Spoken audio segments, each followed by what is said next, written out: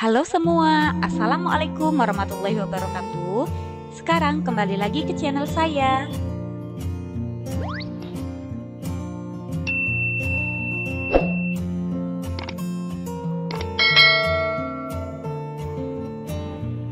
Sebelum saya lanjutkan ke penjelasannya, nah bagi kalian yang belum subscribe, jangan lupa tekan tombol subscribe. Kemudian jika menurut kalian ini bermanfaat, silahkan klik like, komen, dan share ke teman-teman kalian. Oh iya, jangan lupa juga klik tombol lonceng biar kalian tidak ketinggalan info dari saya. Terima kasih. Baiklah, kali ini saya akan menjelaskan tentang kelanjutan dari statistika, yaitu kita akan menentukan nilai kuartil, desil, dan persentil pada data berkelompok. Oke, kita langsung saja ke penjelasannya. Nah, kalau di video sebelumnya saya sudah menjelaskan tentang ukuran pemusatan datanya. Kali ini saya akan menjelaskan tentang ukuran letak datanya. Nah, untuk ukuran letak data, di sini sebenarnya dari namanya kita tahu berarti kita akan menentukan nilai yang didasarkan atas letak ukuran dari suatu kumpulan data yang sudah terurut. Nah, untuk ukuran letak di sini dia ada 3. Yang pertama ada kuartil, kemudian ada desil, dan ada persentil. Untuk ukuran letak di sini saya mengambil data berkelompok. Oke, kita langsung saja ke yang bagian A-nya. Untuk yang pertama di sini ada kuartil. Yang dimaksud dengan kuartil itu adalah nilai yang membatasi, yang membagikan data tersebut menjadi 4 bagian sama besar. Oke, saya ilustrasikan sebagai berikut ya. Nah, misalkan di sini ada kumpulan data yang sudah terurut. Berarti di sini adalah nilai minimumnya, di sini adalah nilai maksimumnya. Kita tahu kuartil itu membagi data menjadi 4 bagian sama besar. Berarti di sini langkah mudahnya kita bagi dulu data tersebut menjadi 2 bagian sama besar. Berarti kita ambil pembatas tengahnya. Oke. Nah, kemudian di sini kita buat batas yang kiri, kemudian yang kanan. Nah, sekarang kita lihat di sini kumpulan data tersebut sudah terbagi menjadi 4 bagian yang sama besar. Kemudian perhatikan batas-batas inilah yang disebut dengan kuartil. Ini disebut dengan kuartil 1, kuartil 2, dan kuartil 3. Kalau kuartil 1 itu sering juga disebut dengan kuartil bawah. Kemudian kalau Q2 disebut dengan kuartil tengah atau ini juga disebut dengan median. Kemudian kalau Q3 disebut dengan kuartil atas. Oke. Nah, untuk menentukan kuartil pada data berkelompok bisa kita tentukan sebagai berikut, yaitu QI. Nah, yang mana di sini I-nya menunjukkan dia ada 3 ya, karena kuartil itu batasnya ada 3, ada 1, 2, dan 3. Jadi QI sama dengan L ditambah, ingat kalau kuartil membagi data menjadi 4 bagian, berarti I-nya per 4 karena membagi menjadi 4 bagian. Kemudian dikali dengan banyaknya data dikurang dengan frekuensi kumulatif dibagi dengan frekuensi kelas kuartilnya dikali dengan P. Nah, untuk keterangannya sebagai berikut. QI itu adalah kuartil ke I, yang mana I-nya di sini ada 1, 2, atau 3. Kemudian L itu adalah tepi bawah kelas kuartil ke I. Kemudian FK itu adalah frekuensi kumulatif sebelum kelas kuartil ke I. Kemudian ada frekuensi kelas kuartil ke I, ada panjang kelas, dan ada banyaknya data. Nah, sebenarnya kalau kita lihat untuk konsep rumusnya itu sama saja dengan konsep rumus pada median. Oke, kita langsung saja. Kemudian ke bagian B itu ada desil. Nah, Yang dimaksud dengan desil yaitu nilai pembatas yang membagikan data tersebut menjadi 10 bagian sama besar. Nah, kalau kuartil tadi membagi data menjadi 4 bagian, kalau desil membagi datanya menjadi 10 bagian yang sama besar gitu. Nah, misalkan di sini ini kumpulan datanya sama seperti tadi ya. X min, X max, kemudian kita bagi dulu yang tengah. Oke, selanjutnya tinggal kita bagi. Berarti di sini ada 4, kanannya juga ada 4. Nah, karena di sini desil itu membagi data menjadi 10 bagian yang sama besar, berarti pembatasnya ada 9. Jadi di sini adalah sebagai desil 1, di sini D2-nya, D3, D4, D5. Nah, D5 itu berarti sebagai mediannya. Kemudian D6, D7, D8, D9. Kalau desil dia hanya sampai D9 saja. Oke, untuk menentukan desil pada data berkelompok bisa kita tentukan dengan rumus sebagai berikut. Konsepnya sama saja. Berarti karena di sini desil berarti DI, I-nya ini dari 1 sampai 9. Ingat desil itu dia ada 9. Kemudian untuk yang ininya, rumus yang ini, karena desil itu membagi data menjadi 10 bagian, berarti I-nya itu per 10. Kalau kuartil tadi per 4 kan. Kemudian yang lainnya sama saja. Nah, untuk keterangannya sebagai berikut. Oke, sekarang kita lanjutkan ke bagian C, yaitu persentil. Nah, untuk persentil itu adalah nilai pembatas yang membagikan data menjadi 100 bagian sama besar. Jadi kita tahu ya, kalau ukuran letak itu dia membagi menjadi 4 bagian sama besar, kemudian membagi 10 dan membagi 100 bagian sama besar. Oke. Untuk menentukan persentil pada data berkelompok bisa kita tentukan sebagai berikut. Dia sama saja. Berarti di sini dia PI ya. Nah, yang mana I-nya itu dari 1 sampai 99.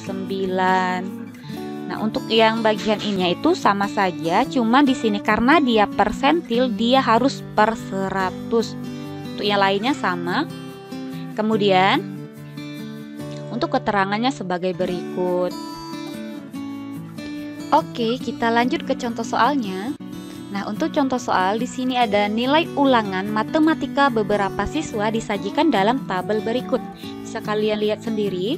Di sini untuk nilainya, di sini untuk interval dari 20 sampai 29, kemudian 30 sampai 39 sampai 80 sampai 89. Frekuensinya 3, 7, 8, 12, 9, 6 dan 5.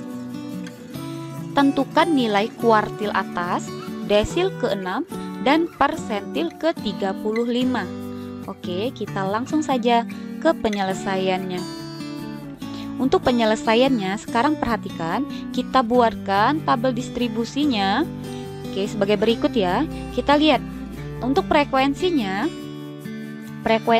itu adalah 3 tambah 7, tambah 8, tambah 12, tambah 9, tambah 6, tambah 5 itu adalah 50. Kemudian di sini kita memerlukan frekuensi kumulatif. Nah, untuk frekuensi kumulatifnya di sini 3, kemudian 3 tambah 7 10, 18, 30, 39, 45, 45 ditambah 5 itu adalah 50. Jumlahnya sama kan? Oke, ini adalah frekuensi kumulatifnya. Nah, langkah selanjutnya di sini kita tuliskan ini tadi frekuensi kumulatif sama frekuensinya. Oke, kita lanjut ke penyelesaian. Untuk yang pertama. Yang pertama itu kan yang ditanya adalah kuartil atas. Ingat, kuartil atas atau Q3. Jadi kita tahu di sini banyak datanya adalah 50. Berarti di sini maka 3/4 dikali N. Jadi 3/4 dikalikan dengan 50 itu adalah 37,5. Berarti kita akan melihat data 37,5 itu terletak di mana. Oke, sekarang kita lihat. Yang kita lihat itu adalah frekuensi kumulatifnya 37,5. Berarti dia terletak di kelas ke-5. yaitu di sini ya, 39 untuk frekuensi kumulatifnya. Oke, di sini kita buat kelas Q3. Oke. Nah, langkah selanjutnya kita tahu ini adalah kelasnya. Jadi Q3 itu terletak di interval 60 sampai 69. Maka dari sini kita bisa menentukan L-nya atau tepi kelas Q3 itu adalah 60 dikurang 0,5. Maka tepi kelasnya adalah 59,5. Kemudian untuk frekuensi kumulatif, ingat kalau frekuensi kumulatif yang diambil itu adalah sebelum kelas tersebut, berarti sebelum kelasnya mana? Berarti di sini frekuensi kumulatifnya itu adalah 30. Kemudian untuk frekuensinya, nah untuk frekuensi itu yang diambil adalah frekuensi kelas tersebut, berarti 9. Kemudian panjang kelasnya itu adalah 20 sampai 29 itu ada 10. Selanjutnya kita masukkan ke rumus Q3-nya. Berarti Q3 sama dengan L ditambah 3/4. Ingat ya, karena di sini I-nya 3, berarti di sini kita tulis 3. Jadi 3/4 dikali N dikurang frekuensi kumulatif dibagi dengan frekuensi dikalikan dengan panjang kelas. Ingat 3/4 dikali N ini bisa kita ambil langsung dari sini. Banyaknya data tadi ya. Jadi L-nya kita tahu 59,5. Kemudian di sini 3/4 dari banyak datanya adalah 37,5 dikurang dengan 30/9 dikalikan dengan 10. Maka 59,5 ditambah 37,5 dikurang 30 itu adalah 7,5. Kemudian per 9 dikali dengan 10. Maka 59,5 ditambah hasil ini adalah 8,33. Saya ambil 2 angka di belakang koma, maka hasilnya itu adalah 67,83. Jadi kuartil atas dari data tersebut adalah 67,83. Oke, sekarang kita lanjut untuk menentukan desil ke-6 atau D6. Nah, pertama kita tentukan dulu desil ke-6 tersebut terletak di kelas yang mana. Jadi langkahnya sama. Banyak datanya 50, maka 6 ya di sini. Desil ke-6 berarti 6/10 dikalikan dengan 50 yaitu 30. Jadi ini adalah kelas D6. Desil ke-6. Kemudian karena kita sudah tahu kelasnya, maka kita bisa menentukan. Jadi D6 itu terletak di interval kelas 50 sampai dengan 59. Maka L-nya 50 dikurang 0,5, 49,5. Jadi tepi bawah kelas keempat itu adalah 49,5. Kemudian frekuensi kumulatifnya, ingat kalau frekuensi kumulatif itu yang dilihat itu adalah sebelum kelasnya.